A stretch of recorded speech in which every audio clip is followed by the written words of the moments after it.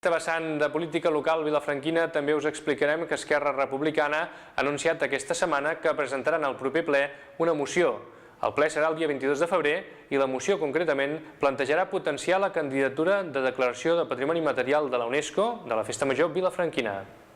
Els representants del grup d'Esquerra Republicana a Vilafranca han fet pública la seva intenció de presentar una moció en el proper ple en què demanen que l'Ajuntament recuperi l'habitatge tocat a la Casa de la Festa Major per tal de poder afrontar la seva ampliació. Hi ha però un impediment per ampliar aquesta Casa de la Festa Major, ja que hi ha una estació transformadora d'una companyia elèctrica en aquesta casa que hauria de servir per fer l'ampliació. Ara, atès que ja no és necessària aquesta estació transformadora, ja que la pista de gel ja no es farà a la plaça de Jaume I, Esquerra proposa finalitzar aquest conveni i retirar o traslladar aquest equipament en un emplaçament definitiu. Per recuperar una casa que es va comprar en el seu origen fa pocs anys per ampliació de la Casa de la Festa Major i que actualment li han donat un altre ús, com és instal·lar una estació transformadora d'una empresa privada per poder fer negoci. Nosaltres entenem que precisament a la Casa de la Festa Major li convé una ampliació, li convé una posada al dia del que és tot el material que s'hi exposa i és el moment ara oportú de poder-ho fer, tot just quan el govern ha manifestat la intenció de tirar endavant una candidatura per la declaració com a Patrimoni Material de la UNESCO de la Festa Major.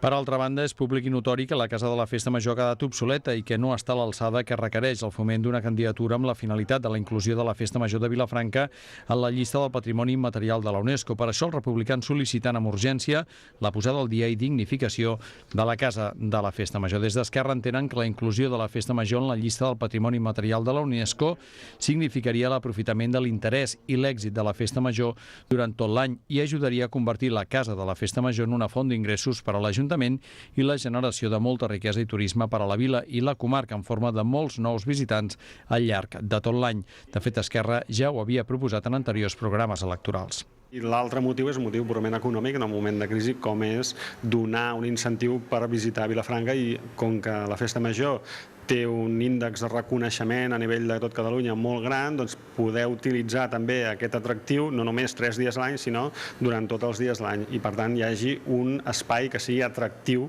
que inciti a anar-lo a visitar i que mostri i ajudi a difondre aquesta candidatura a qualsevol persona tot l'any. Esquerra també presentarà 2 mocions més en el proper ple.